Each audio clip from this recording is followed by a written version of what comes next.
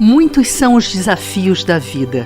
Eu, especialmente, trouxe um grande desafio recorrente de passadas experiências, de emoções e conflitos. Quando o meu ser se deparou com o impulso da repetição do erro, fui direcionada a vencer o inimigo que albergara em meu íntimo.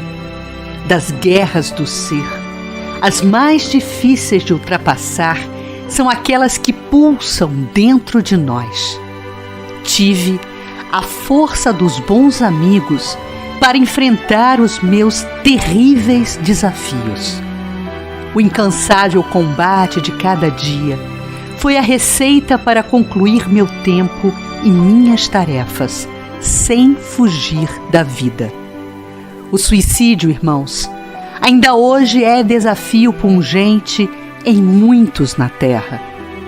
Os caráteres enfraquecidos pelas faltas morais acumuladas não facilitam o enfrentamento. Ao contrário, empurram aqueles que sofrem aos abismos dos fracassos. Somos todos filhos do Pai em desalento. Precisamos alcançar as potências mentais e espirituais para crescer no bem, na estabilidade moral. Caminhei, rodeada da mediunidade como forte escudo, as percepções sentimentais desequilibradas, que mais e mais me apontavam para refazer esse ato impensado e reprovável aos olhos da justiça divina. Se pudermos entender que o desafio do suicídio é de grande importância, seremos mais uma força de solução para a humanidade de hoje, como a de ontem, ainda sob desorientação. Formar juntos uma barreira de oposição à ideia do suicídio pelo esclarecimento é dever nosso. No mundo atual, certa epidemia suicida se associa às naturais tribulações. São muitos os contaminados a serem atendidos pelo socorro que falávamos anteriormente.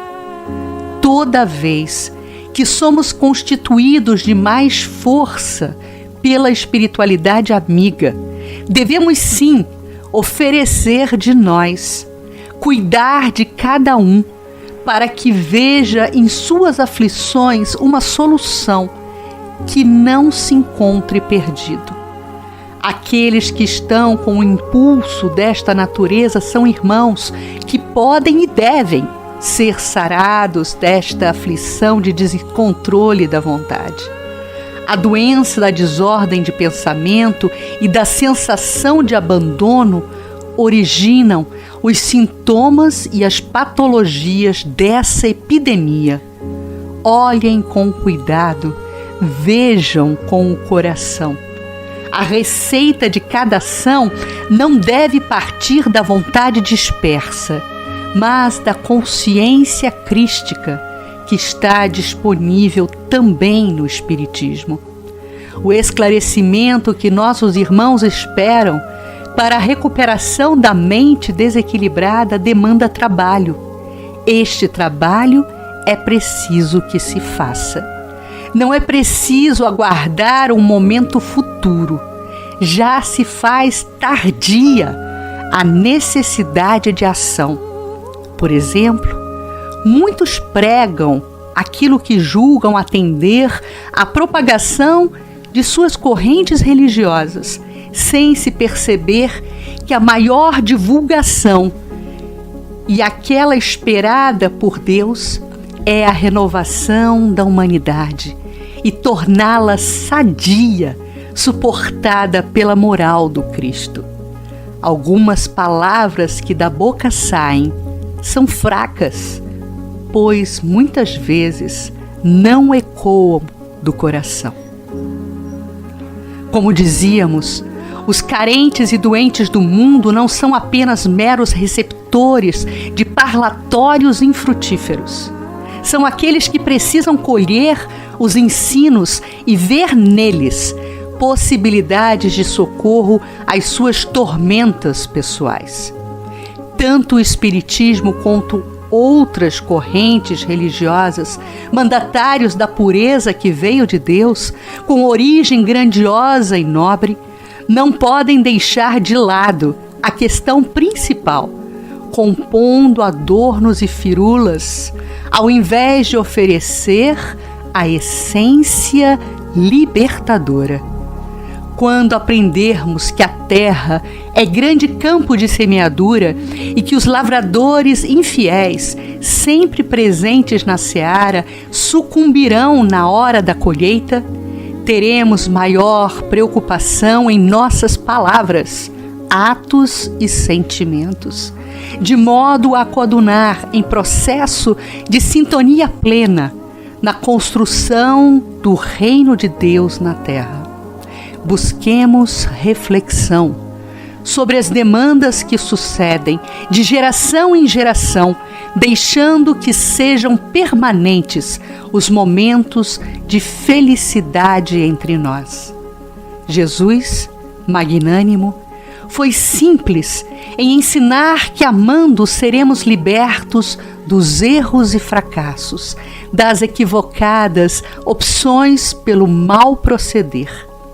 Muitos daqueles que o mundo leva para cá e para lá, entre sofrimentos físicos, psicológicos e psiquiátricos, com mentes em conturbação, são vítimas de si mesmos e a todos cabe ação favorável por misericórdia. Em lares aparentemente abastados, sorrisos são escudos para dores atrozes, nas emoções desorganizadas. Nas mansões radiantes dos nobres lares da terra, os muitos cômodos nada são, se medirmos as quantas perdas de bem-estar mental que ali se somam. Os salários vultuosos, os gastos excessivos, se comparados às desordens de caráter e os consequentes remorsos, desaparecem como se nada fossem.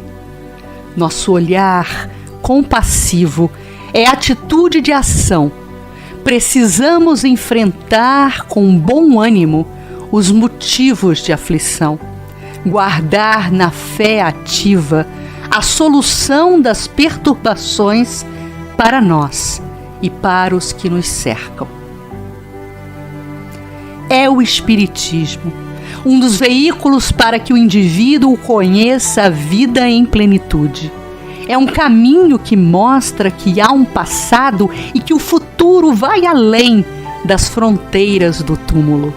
Aqueles que abraçaram o Espiritismo divisam não só soluções imediatas e precárias, mas trazem as definitivas perspectivas de ajustes que sossegarão o seu estado de ser e restaurarão o equilíbrio que foi perdido pelas vicissitudes encontradas na Terra.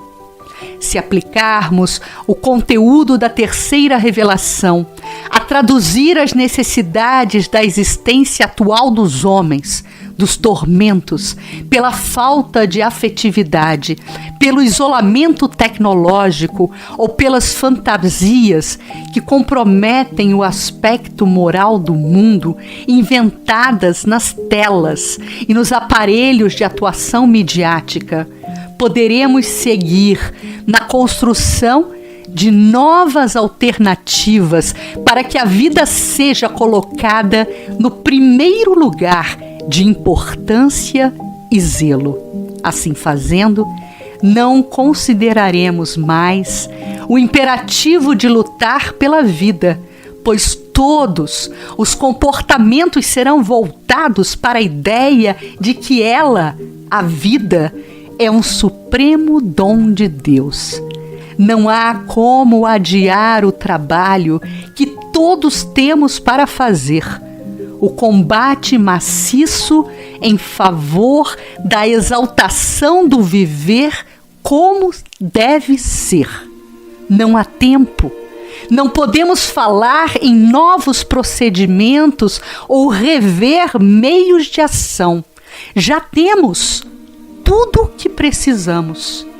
Levem a esperança aos corações humanos, pois Deus conta com os trabalhadores da última hora.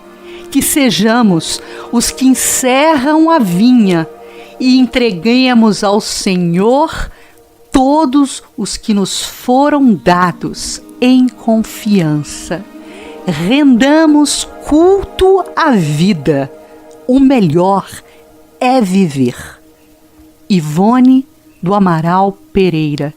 Mensagem recebida em 12 de setembro de 2019 pelo médium Alexandre Pereira, num conselho espírita do Estado do Rio de Janeiro.